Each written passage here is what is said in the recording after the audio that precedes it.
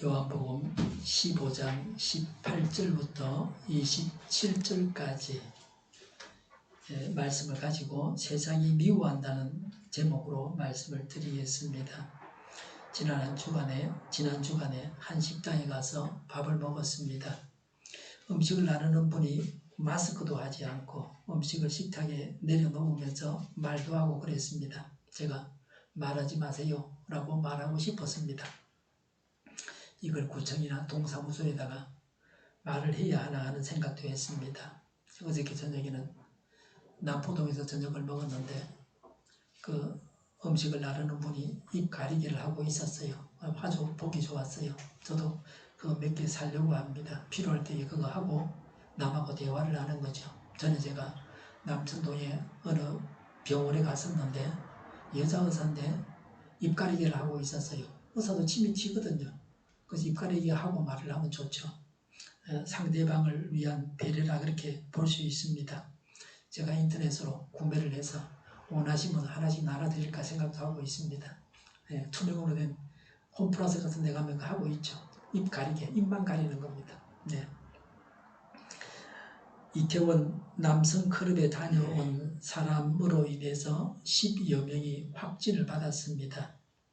밀폐된 공간에서 먹고 마시고 피우고 춤추고 하면서 감염이 되었습니다. 업주도 먹고 살아야 하는 것이 아니냐고 걱정하는 분들도 있습니다. 언제든지 확진자가 폭증할 수 있습니다. 역사적으로 볼 때 이런 류의 전염병은 수차에 걸쳐서 유행을 합니다. 1차 때보다 2차나 3차 때에 더 큰 피해를 입기도 합니다. 긴장의 끈을 늦추면 안 됩니다. 학교 개학도 등교하지 않아도 출석해 준 걸로 한답니다. 이태원 클럽 방문자로 확진자가 늘어나니까 등교도 다시 저울질하고 있는 것 같습니다. 저번에도 말씀드렸습니다. 코로나19는 감기나 독감이나 폐렴과 감염 경로가 비슷합니다. 독감에 걸렸다가 폐렴으로 사망하는 경우도 있습니다. 그래서 정확한 통계는 모르지만 제가 방금 전에 통계를 뒤져봤는데 잘 나오질 않습니다. 매년 독감으로 우리나라에서 5,000명이 사망한다는 말을 들었습니다. 적어도 1,000명 이상, 수천 명이 사망하는 겁니다. 요새 독감 환자가 많이 줄었기 때문에 코로나로 200몇 명이 사망했다 그래도 전체적으로 보면 우리가 조심한 만큼 사망자 수가 줄었다. 코로나까지 포함해서 폐렴, 독감, 감기 다 해서 말이죠. 미국에서는 매년 독감으로 수만 명이 사망을 합니다. 악수하고 입 맞추고 하면 감염이 됩니다. 그런 인사 문화를 바꿔야 됩니다. 제가 위치에대해서 받았는데 중국 사람들이 전통 인사법을 보여주고 있습니다. 악수하지 말고 양손을 모으고 고개를 숙이면서 인사하는 겁니다. 우리도 전통 인사법은 악수하는 거 아닙니다. 그냥 고개를 숙여서 인사하는 거죠. 그렇게 하면 됩니다. 손을 깨끗하게 해야 됩니다. 음식을 먹을 때 말을 하지 말고 각자 자기 상에서 자기 음식을 먹어야 됩니다. 조선시대 우리 조상들이 식사하는 것을 보면 지금 우리와는 다릅니다. 1인 상에 앉아서 다 먹었습니다. 한 상에서 같이 먹는 게 아닙니다. 침이 서로 섞이지 않습니다. 집에 한 개를 두고 여러 사람이 숟가락을 넣어가면서 퍼먹고 반찬도 여러 사람이 같이 집으면 감기, 독감, 폐렴 같은 병이 전염됩니다. 지금 우리나라가 식탁에서 침이 섞이게 된 것은 일제시대와 6.25 전쟁을 거치면서 생긴 것입니다. 다정하고 우리끼리니까 좋다. 그거 아닙니다. 일제시대의 그릇을 다 징발해 가서 무기를 만들었습니다. 그래서 개인상을 차릴 그릇이 없었습니다. 그전에는 그래 안 했어요. 6.25 전쟁통에 배를 채우는 것만 해도 황홀했습니다. 굶어 죽는 판인데요 말이죠. 그래서 지금은 1인당 수만원 하는 3만원, 4만원 하는 식사를 먹으면서도 침이 섞이게 하고 국만 덕 주고 여러 사람이 퍼먹게 그냥 숟가락으로 퍼먹게 하고 그럽니다. 전에는 목욕탕에 손톱깎이 한 개를 두고 그 목욕탕 오는 모든 사람이 원하면 다 썼습니다. 면도기는 집에서는 니끝 없이 다 사용했습니다. 아들도 쓰고 아버지도 쓰고 한 개 가지고요. 지금은 그렇게 하지 않습니다. 이번들 기회로 해서 이제는 바꾸어야 됩니다. 식당에서는 그럽니다. 따로 밥을 담으려고 하면 그릇을 새로 사야 된다. 설거지할 그릇이 많아진다 그럽니다. 지혜롭게 개선해야 됩니다. 밥 위에다가 반찬을 조금씩 1인분씩 올려주는 것도 방법입니다. 그렇게 해달라 그래도 안 해줘요. 자기들 하는 방식대로만 하는 겁니다. 접시 한 개에 여러 가지를 담아줄 수도 있어요. 개인상을 만들어주면 되죠. 친구들 모임을 못하고 있습니다. 방역을 제대로 하는 식당이 있으면 모여도 됩니다. 거리를 띄우고 1인상을 차려서 먹고 밥 먹을 때 이야기하지 말고 밥 다 먹고 나서 차 마시면서 이야기하고 침이 튈만하면 입 가리게 하고 그러면 되죠. 세상이 그리스도인을 미워합니다. 신앙생활이 무엇인지를 알려주고 있습니다. 예수님을 믿어서 항상 모든 사람에게 환대를 받는 것은 아닙니다. 천국 백성을 미워하는 자들이 있습니다. 요한복음 15장 18절에 세상이 너희를 미워하거든 세상이 너희보다 먼저 나를 미워하였다는 것을 알아라고 했습니다. 불신 세상은 예수님을 미워해서 그리스도인을 미워합니다. 이런 경우는 개인이 노력한다고 해서 개선되지 않습니다. 미워하는 세상 사람들이 하나님을 알고 믿는 정상적인 인격의 사람들이 아닙니다. 하나님의 입장에서 볼 때에 막대 먹은 자들입니다. 요한복음 15장 19절에 너희가 세상에 속하여 있다면 세상이 너희를 자기 것으로 여겨 사랑할 것이다. 그러나 너희는 세상에 속하지 않았고 오히려 내가 너희를 세상에서 가려 뽑아냈으므로 세상이 너희를 미워하는 것이다 라고 했습니다. 세상에 속해 있으면 세상이 사랑합니다. 불신자들은 자기들끼리 어울려서 살아가게 됩니다. 부어라 마시라 하면서 같은 부류의 사람들끼리 어울려서 다니면서 살아가고 있습니다. 성도는 세상에서 하나님께서 가려내어 뽑은 자들입니다. 그래서 성도는 세상에 속하지 않아서 세상이 성도를 미워합니다. 세상의 사랑을 받기 위해서는 예수님을 떠나야 합니다. 미워하는 자를 중시하면 하나님을 사랑할 수 없습니다. 하나님께 속할 수 없습니다. 성도는 세상에 속하지 않고 예수님께 속하였으므로 미움을 받습니다. 이런 미움은 우리가 받아야 됩니다. 이런 미움을 받는다고 하는 것이 성도가 된 정표입니다. 세상이 자기에게 속하지 않고 하나님께 속한 자를 미워하는 것은 당연합니다.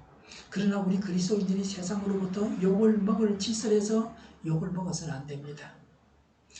요한복음 15장 20절에 내가 너희에게 종이 그 주인보다 높지 않다고 한 말을 기억하여라. 사람들이 나를 박해했으면 너희도 박해할 것이요 라고 했습니다. 예수님을 믿는 자들도 예수님과 같은 대우를 받습니다. 세상이 예수님을 박해했습니다. 그래서 세상은 성도를 박해합니다. 예수님께서 박해를 받으셨으니 예수님의 종된 우리가 박해받는 것은 당연한 일입니다.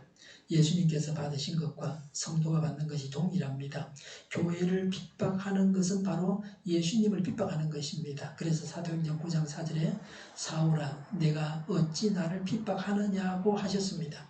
예수님은 성도가 당하는 핍박에 동참하십니다. 예수님과 예수님을 믿는 자들은 많은 박해를 받았습니다. 예수님은 젊은 나이에 십자가에 달려서 죽임을 당하셨습니다.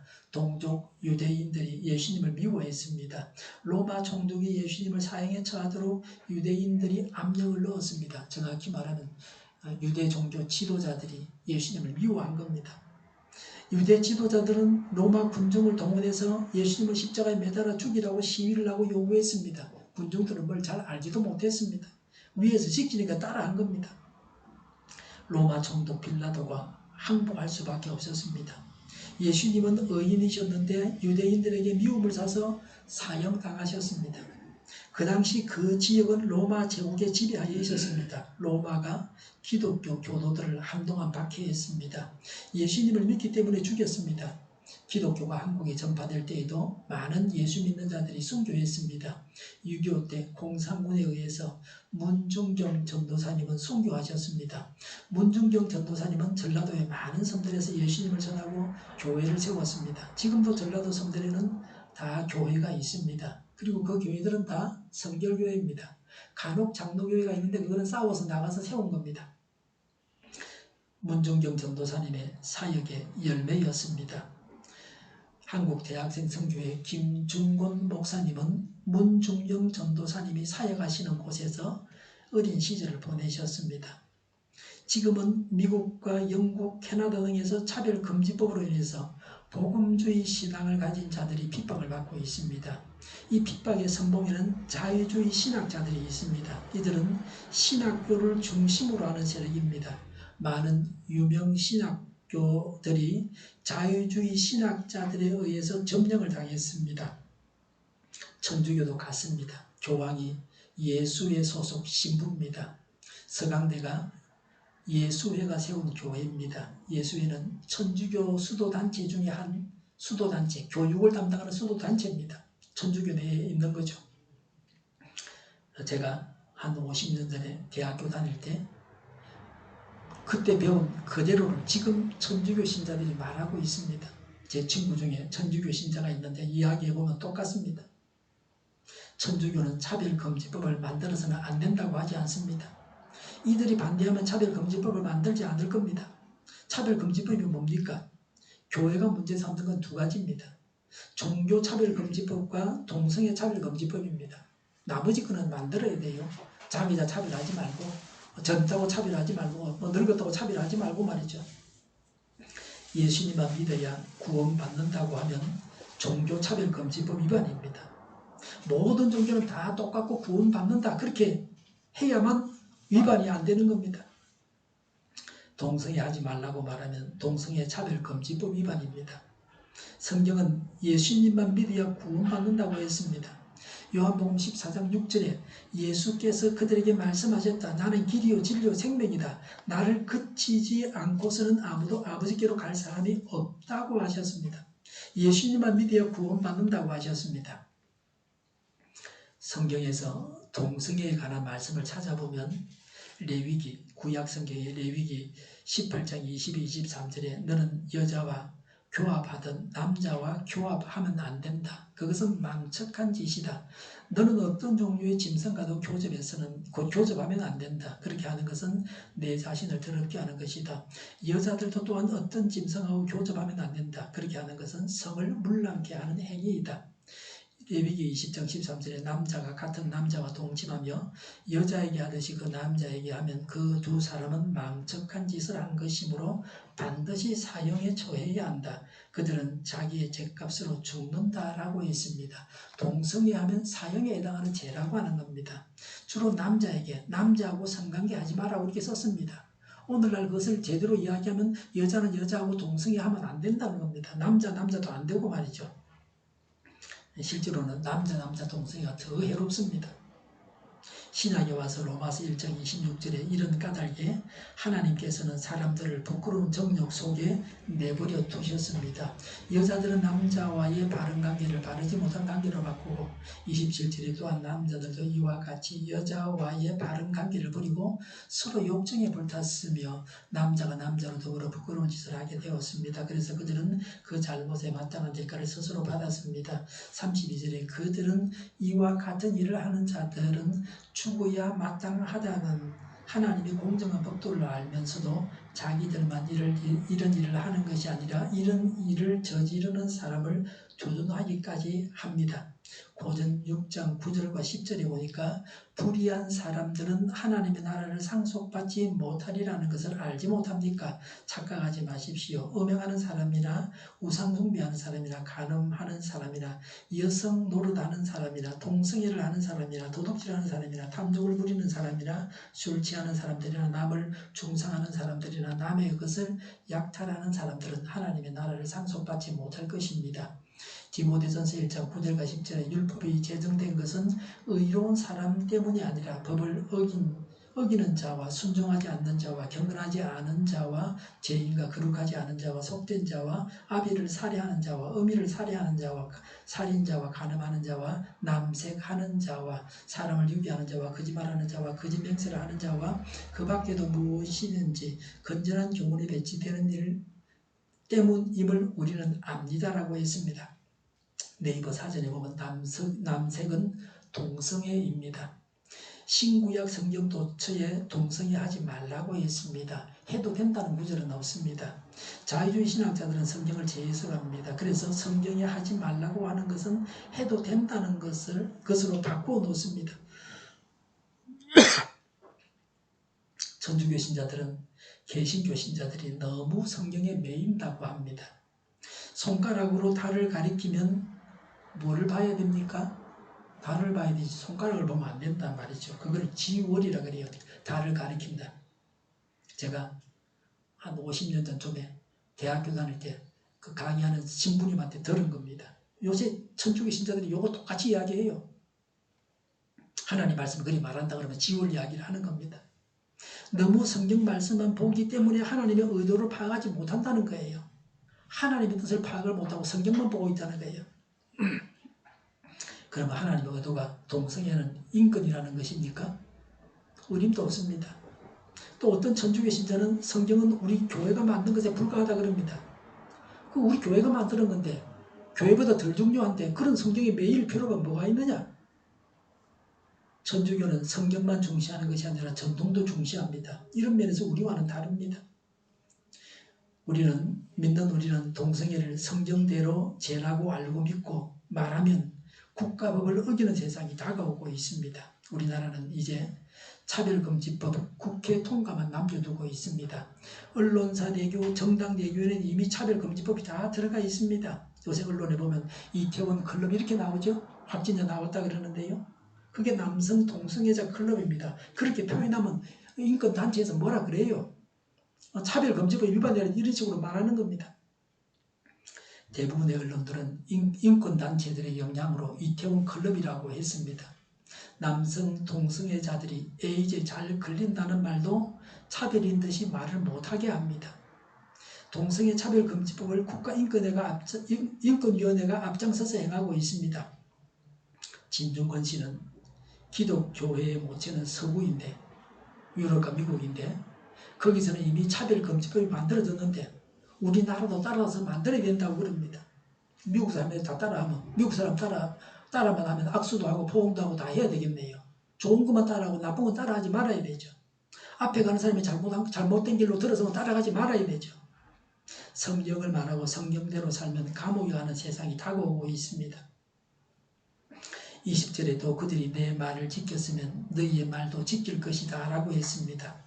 예수님의 말씀을 지키는 자는 하나님의 일꾼이 하는 말도 지킵니다. 하나님을 믿는 사람들은 교회 지도자를 존경합니다. 하나님의 말씀을 지키기 때문에 교역자가 전하는 말도 하나님의 말씀으로 알고 지킵니다. 성경을 보고 설교를 듣고 하나님의 말씀을 따라서 살아갑니다. 이게 신앙생활입니다. 요한복음 15장 21절에 그들은 너희가 내 이름을 믿는다고 해서 이런 모든 일을 너희에게 할 것이다. 그것은 그들이 나를 보내신 분을 알지 못하기 때문이다 그랬습니다. 그리스도인들을 비판하는 자들은 하나님을 모르는 자들이라고 말씀합니다. 모르는 사람이 용감합니다. 지금은 예수님을 신실하게 믿고 있지만 예전에 불신 시절에 교회를 핍박했던 사람들도 있습니다. 하나님을 몰라서 교회를 핍박하는 겁니다. 그래서 하나님은 핍박하는 자를 축복하고 저주하지 말라고 하셨습니다. 사람이 다 아는 것 같지만 모르는 게 많습니다. 사람을 만나서 들을 때마다 내가 모르는 것을 알게 됩니다. 요한복음 15장 23절에 나를 미워하는 사람은 내 아버지까지도 미워한다고 했습니다. 예수님을 미워하는 자는 아버지 하나님도 미워합니다. 하나님을 미워하는 사람이 있습니다. 교회 안에도 이런 자가 있습니다. 진짜 마귀는 교회 안에서 활동합니다. 요한복음 15장 22절에 내가 와서 그들에게 말해주지 아니하였더라면 그들에게는 죄가 없었을 것이다. 그러나 이제는 그들이 자기 죄를 변명할 길이 없다고 하셨습니다. 예수님이 오셔서 예수님을 미워하는 자들의 죄가 분명하게 드러났습니다. 더 이상 변명할 수 없습니다. 예수님을 거절한 자는 자신들의 죄가 확정되어서 심판을 받게 됩니다. 전도를 듣고 믿는 자는 구원을 받고 믿기를 거절하는 자는 심판을 받습니다. 요한복음 15장 24절에 내가 다른 아무도 하지 못한 일을 그들 가운데서 하지 않았더라면 그들에게 죄가 없었을 것이다. 그러나 이제는 그들이 내가 한 일을 보고 나서도 나와 내 아버지를 미워하였다고 하셨습니다. 예수님은 메시아가 보여주는 기적을 행하셨습니다. 이것을 표적이라 그럽니다. 예수님이 구원자라는 것을 표시하는 기적을 행하셨습니다. 그 표적을 보고서도 예수님과 아버지 하나님을 미워했습니다. 표적을 보고 믿어야 되는데 믿지 않았기 때문에 죄가 확실해졌습니다. 수많은 사람을 먹이시고 죽은 자를 살리셔도 믿지 않았습니다. 그래서 그래도 예수님을 메시아로 받아들이고 믿질 않았습니다. 심판 때에 소돔과 고모라보다 더 중한 심판을 받을 것이라고 하셨습니다. 그만큼 은혜를 베푸셨으면 소돔과 고모라에 있는 악인들도 하나님을 믿었을 것이라고 하셨습니다. 예수님은 도마에게 보고 만져보고 믿으라고 하셨습니다. 뒤로 물러서서는 안 됩니다. 하나님의 기적을 보고서라도 예수님을 믿어야 합니다. 믿음은 하나님께서 주시는 것입니다. 하나님께서 주시는 믿음을 가지고 예수님을 믿어야 합니다. 요한복음 15장 25절에 그래서 그들의 율법에 그들은 까닭없이 나를 미워하였다고 기록한 말씀이 이루어진 것이다 라고 했습니다. 이유 없이 오신 메시아를 미워한다는 구약 성경의 말씀이 이루어졌습니다. 시편 35편 19절 또 69편 4절에 그들은 까닭없이 나를 미워하였다고 기록한 말씀이 이루어진 것이다 라고 했습니다. 예수님은 이유 없는 믿음을 받으셨습니다. 까닭없이 미움받는 것이 핍박입니다. 하나님께 영광을 돌리기 위해서 지혜롭게 분별해서 처신해야 합니다. 예수님의 정언입니다. 요한복음 15장 26절에 내가 아버지께로부터 너희에게 보낼 보혜사 곧 아버지께로부터 오시는 진리의 영이 오시면 그 영이 나를 위하여 정언하실 것이다 라고 했습니다. 간주의 보혜사는 변호해 주시는 분, 도와주시는 분입니다. 보혜사 성령님께서 예수님을 정언하십니다. 성령님은 예수님께서 구세주시요 하나님이심을 증거하십니다. 마음속에 성령님이 있는 자들은 예수님이 하나님이시요 구세주인 것을 믿습니다. 오순절 아래 예루살렘의 제자들에게 예수님께서 약속하신 성령님이 임하셨습니다. 지금도 우리가 예수님을 믿는 것은 성령님께서 증거해 주심으로 믿는 것입니다. 성령님이 증거하신다고 하면 우리는 믿는 사람들은 인정을 합니다. 성령님이 눈에 보이지 않지만 성령님을 알고 성령님을 인정합니다. 성령님의 인도하심을 따라서 살아가고 있습니다. 그래서 우리가 그리스도인입니다. 불신자들은 성령님을 모릅니다. 전혀 성령님에 대한 지식이 없습니다. 성령님은 육신의 눈으로 볼 수는 없습니다. 그래서 믿지 않는 자들에게는 알 수 없는 영역입니다. 성령 세례를 받으면 확실하게 믿게 됩니다. 예수님이 하나님이요 구원자시라는 것을 분명하게 믿게 됩니다. 그래서 순교도 합니다. 누가 뭐라고 해도 흔들리지 않습니다. 세상이 감당할 수 없는 사람입니다. 요한복음 15장 27절에 너희도 처음부터 나와 함께 있었으므로 나의 증인이 될 것이다 라고 했습니다. 12제자 중에 가룟 유다를 제외한 11명이 공생의 처음부터 예수님과 함께 했습니다. 물론 12명의 제자로 선택된 것은 공생의 3년 기간 중에 1년이 지난 뒤였습니다. 아마도 처음 1년간 12제자로 선택되기 전에도 그냥 무리 가운데서 예수님을 따랐습니다. 유다를 빼고 마띠아를 세울 때에도 사도행전 1장 22절에 곧 요한이 세례를 주던 때로부터 예수께서 우리를 떠나 하늘로 올라가신 날까지 늘 우리와 함께 다니던 사람 가운데서 한 사람을 뽑아서 우리와 더불어 부활의 증인으로 삼아야 할 것입니다 라고 했습니다. 사도들도 예수님의 공생애를 처음부터 보았기 때문에 예수님의 증인이 됩니다. 제자들의 증거로 지금 우리가 예수님을 믿어서 구원받았습니다. 예수님을 믿는 우리가 예수님의 증인이 되어야 합니다. 예수님을 하나님으로 구원자로 전해야 합니다. 우리가 예수님을 알고 믿고 있습니다. 우리가 예수님의 증인입니다. 12제자들의 속에서 믿게 하시고 증거하게 하셨던 성령님이 우리와도 함께 하십니다. 성령님의 증거가 우리를 통해서 나타납니다. 성령께서 예수님을 증거하라고 우리에게 명하실 때에 그 성령님의 명령대로 예수님을 전해야 합니다. 27절에 나의 증인이 될 것이다 라고 하셨습니다. 증인이 되리라는 것입니다. 자연스럽게 예수님을 전하게 된다는 것입니다. 예수 믿고 구원받았으니까 만나는 사람마다 예수님을 믿어서 구원받으라고 전하게 되는 것입니다. 좋은 물건이 있으면 남에게 나누어 줍니다. 좋은 정보가 있으면 남에게 알려준다. 좋아하는 사람, 친한 사람에게 알려주는 겁니다. 어려움을 당해본 사람은 다른 사람은 그런 어려움을 당하지 말라고 알려줍니다. 이 블로그는 남에게 알려주는데 매우 편리합니다. 제가 고생해서 얻은 지식들을 제 블로그에 올립니다. 어떤 사람은 자신이 고민했던 문제의 답이 거기 있었다고 해답을 금방 찾았다고 고맙다 그럽니다. 제가 필요할 때에는 저도 검색을 해서 전에 했던 기록들을 다 기억을 못하니까 봅니다. 저를 위해서도 필요하고 남을 위해서도 필요합니다. 한번 내가 얻은 경험들, 남에게 도움이 될 만한, 또 나에게 도움이 될 만한 그런 경험들을 기록에 남기고 누구나 보게 하는 겁니다. 인터넷만 되면 어디에 사는 사람들이나 다 볼 수 있습니다. 제가 올린 글이 제 블로그에 거의 이제 10,000개가 되어 갑니다. 검색을 해야만 찾을 수가 있습니다. 무작정 봐가지고는 시간이 너무 걸려서 안 됩니다. 지난 주간에는 카톡으로 사기를 당할 뻔했습니다. 딸처럼 가장을 해가지고 상품권을 사달라 그러는 거예요. 프로필 사진이나 이름은 똑같이 딸이에요. 누군지는 모르는 낯선 사람인데 그렇게 했습니다. 그때 주고받은 카톡 대화를 다 블로그에 올렸습니다. 속지 말라고. 누구나 보고서 속지 않도록 해야 됩니다. 아예 카톡 안 하는 사람은 그런 면에서 행복합니다. 이걸 보면 예방주사를 보는 것과 같습니다. 한번 봐주면 그런 일을 당할 때에 쉽게 속지 않을 겁니다. 이런 일들도 남에게 도움이 되는데, 그래서 전해주는데, 예수 믿고 구원받는 것은 더 말할 필요가 없습니다. 전도하라고 해서 하는 것이 아니라 구원받았기 때문에 남에게 전하고 그래서 남을 구원하는 것입니다. 세상은 하나님과 예수님을 알지 못해서 예수님을 미워하여 성도를 미워합니다.